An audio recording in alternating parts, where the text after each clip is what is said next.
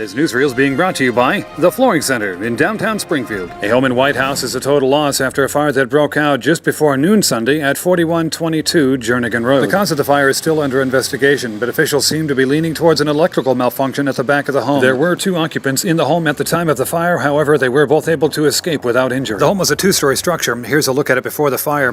Responding to the blaze were White House, Orlinda, and Cross Plains fire crews, as well as EMS. Thinking it's possibly electrical started in the back where the riser was, and we had the tornado come through here a few weeks ago, and we're thinking that's where the fire started, in the back part where the electrical service went in. No, with no injuries. There was 2 people home, and then they were over across the street at the next door neighbor. And tell me about getting the pets out. I heard they were singed a little, but they're okay? Yeah, they're okay. They were singed a little bit, but they had got out of the house before we got here because it was fully involved when we arrived on the scene.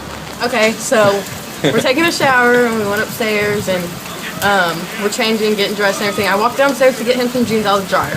And I walked up the stairs and I was like, I smell smoke.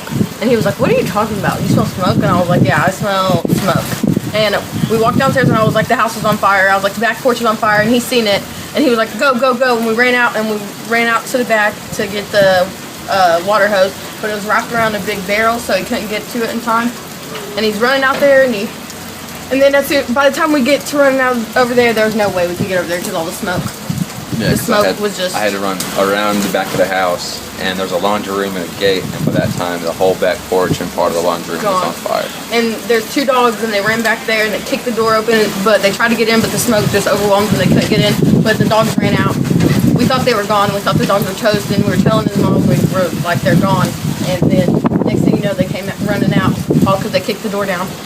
That must have been sort of a happy moment. You saw the dogs. We all started running towards the dogs. Because when we first opened it, and we called their names, it was completely smoky, and they wouldn't come no matter what. And then we just all thought they were gone. And then a firefighter came out from the back of the house, and he's like, here's one, and then she came over, and then we found the other one running over there. So we found them both.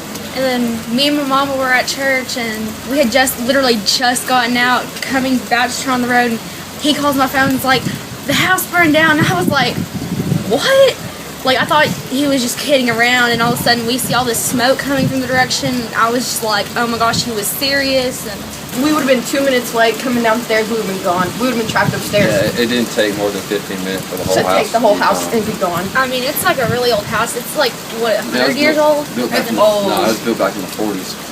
So it's probably 7 years old. Any fighter fire will tell you they made an extremely wise choice getting out of the structure as quickly as possible. They did lose everything and will be starting over. If you'd like to help the family out, donations are being taken at the Cross Plains United Methodist Church.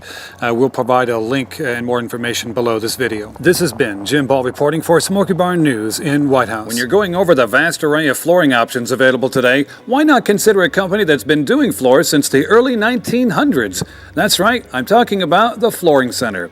They're located at 505 Memorial Boulevard in Springfield, and the minute you walk in the door, you'll know things are different. One thing you'll notice right away, whether you're talking to an installer or you're talking to a salesman on the floor, everyone knows a lot about floors at the Flooring Center. So whether it's hardwood or tile, if you're looking for price, quality, and service, then you're looking for the Flooring Center, formerly the Furniture Center. For more great flooring ideas, see a link to their Facebook page below this video.